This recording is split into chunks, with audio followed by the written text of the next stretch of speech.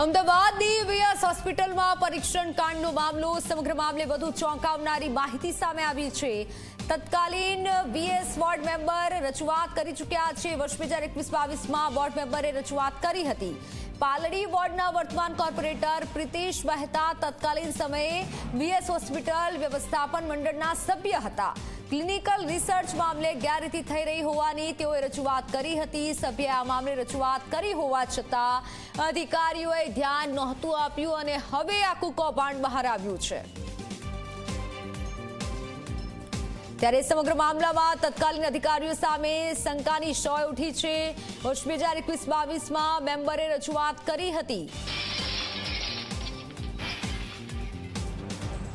Clinical રિસર્ચના નામે દર્દીઓના બારોબાર ટેસ્ટિંગ કરવાના અને તેનામાંથી મળતા નાણાંને હોસ્પિટલમાં જમા કરાવવાને બદલે પોતાના જ ખિસ્સામાં નાખી દેવાના મામલામાં વીએસ હોસ્પિટલમાં જે અત્યંત વિવાદિત મામલો સામે આવ્યો છે તેને લઈને હાલ તો અનેક પ્રશ્નો ઉઠી રહ્યા છે। ખાસ કરીને જે રીતે લગભગ 4 વર્ષથી આ ગોરખધંધો ચાલતો હોવાનું સામે આવ્યું છે અને તેમાં પણ તંત્રના અધિકારીઓ પોતાને કશી ખબર નથી તેવી વાત તેવી સ્પષ્ટતા કરી રહ્યા છે। જે પ્રમાણે કોર્પોરેશનના સંબંધિત અધિકારીઓ અને એનએચએલના ડીન સહિતના અધિકારીઓનો જે નિવેદન આવ્યા છે કે હાલ તેમને ફરિયાદ મળી તે બાદ પાછલા 1 મહિનામાં આ તપાસ કરી અને પ્રાથમિક રિપોર્ટ તૈયાર કરવામાં આવ્યો છે, જેનામાં જે તે સમયના અધિકારી ડૉક્ટર દેવાંગ રાણા તેમને જ એથિકલ કમિટીની ગેરકાયદેસર રચના કરી હતી ને તેમની જ અધ્યક્ષતામાં એમ કહી શકાય કે સિંગલ હેન્ડેડ તેમની જ દેખરેખ હેઠળ આખી જે આ કૌભાંડ ચાકુ તે ચાલતું હતું। ખાનગી દવા કંપનીઓના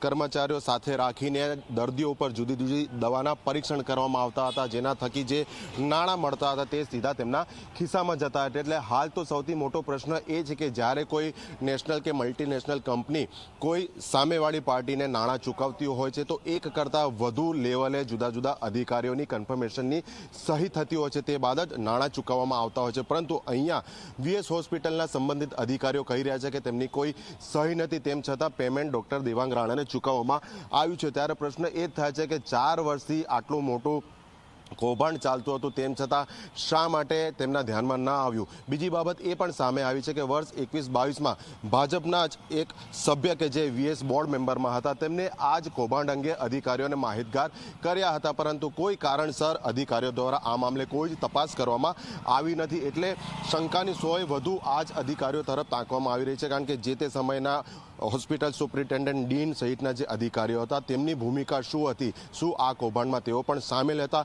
આવા અનેક પ્રશ્નો છે કે જે હજી સુધી અનુત્તર છે। અને આ પ્રશ્નના જવાબમાં વર્તમાન અધિકારીઓ એટલું જ કહી રહ્યા છે કે પ્રાથમિક તપાસ જ થઈ છે, હજી વિસ્તૃત તપાસ બાકી છે। વિસ્તૃત તપાસના અંતે અમદાવાદ મ્યુનિસિપલ કમિશનર જે કોઈ નિર્ણય કરશે તેના આધારે જે કોઈ જવાબદાર હશે તેની સામે પગલાં લેવામાં આવશે। પરંતુ પ્રશ્ન સિંગલ એક જ છે કે વર્તમાન અધિકારીઓ ભૂતકાળના તેના સાથી કર્મચારીઓ સામે કોઈ યોગ્ય પગલાં લેશે કે કેમ। કેમેરા પર્સન અમિત મકવાણા સાથે અર્પણ કાયદાવાલા ઝી મીડિયા, અમદાવાદ।